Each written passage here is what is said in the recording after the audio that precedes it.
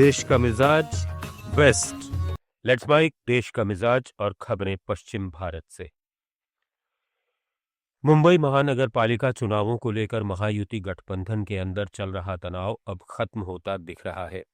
Republican party of India के प्रमुख और केंद्रीय मंत्री रामदास आठवले की नाराजगी के बाद भाजपा और एकनाथ शिंदे की शिवसेना ने उन्हें गठबंधन में शामिल करने का फैसला किया है। दरअसल बीएमसी चुनाव के लिए भाजपा शिवसेना ने गठबंधन किया, लेकिन सत्तारूढ़ महायुति का हिस्सा होने के बावजूद आरपीआई को एक भी सीट नहीं दी, जिससे नाराज होकर आठवले ने 39 सीटों पर अकेले चुनाव लड़ने का ऐलान कर दिया। स्थिति संभालने के लिए भाजपा ने आठवले को मनाने का प्रयास किया। आठवले ने मुख्यमंत्री देवेंद्र फडणवीस और उप मुख्यमंत्री एकनाथ शिंदे से मुलाकात की, जिसके बाद नए सीट शेयरिंग फार्मूले पर मुहर लगने की खबर है।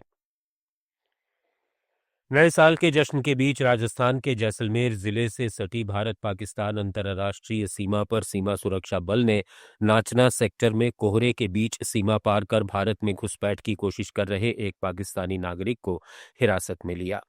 घटना बुधवार शाम की है, जब इलाके में नियमित गश्त चल रही थी और बॉर्डर पर पहले से ही हाई अलर्ट घोषित था। बीएसएफ की 72वीं बटालियन के जवान नाचना क्षेत्र में अंतर्राष्ट्रीय सीमा पर निगरानी कर रहे थे। इसी दौरान शाम ढलने के साथ हल्का कोहरा छाने लगा। कम विजिबिलिटी के बीच संतरी की नजर सीमा पार भारतीय इलाके की ओर बढ़ते एक व्यक्ति पर पड़ी। जैसे ही वो व्यक्ति तारबंदी के पास भारतीय सीमा में दाखिल हुआ, बीएसएफ जवानों ने उसे दबोच लिया।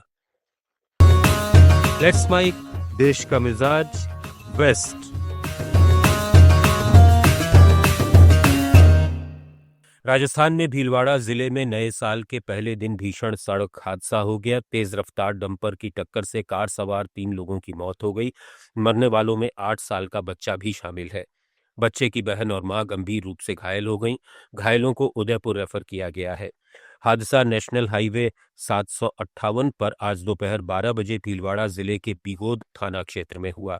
कार सवार लोग भीलवाड़ा के मांडलगढ़ की ओर जा रहे थे, तभी सामने से आ रहे तेज रफ्तार डंपर ने कार को टक्कर मार दी। हादसा इतना जबरदस्त था कि 2 लोगों की मौके पर ही मौत हो गई और एक घायल ने अस्पताल ले जाते समय रास्ते में दम तोड़ दिया। नववर्ष की पूर्व संध्या पर गोवा के समुद्री तट क्षेत्र पर लाखों पर्यटक नए साल का स्वागत करने के लिए उमड़ पड़े। प्रदेश के गांवों और कस्बों में कैथोलिक समुदाय के लोगों के लिए नववर्ष की शुरुआत चर्चों और खुले स्थानों में आधी रात की प्रार्थना सभाओं के साथ हुई। परिवारों ने एक दूसरे के घर जाकर मुलाकात की, जिससे शांत और स्थानीय परंपराओं को जीवित रखा गया।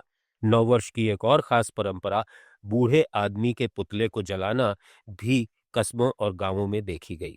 युवाओं ने भूसे और पुराने कपड़ों से आकृतियां बनाई और उन्हें आधी रात को आग लगा दी, जो बीते साल के अंत और नए साल के स्वागत का प्रतीक था। गोवा के 5 कृषि उत्पादों को औपचारिक जीआई टैग प्राप्त हुआ है। जिन खाद्य पदार्थों को जीआई ग्रीन कार्ड का दर्जा दिया गया है वे हैं गोवा काजू सेब, मुसरब आम, मांग हिलारियो आम, गोरखुट चावल और तलेगांव बैंगन।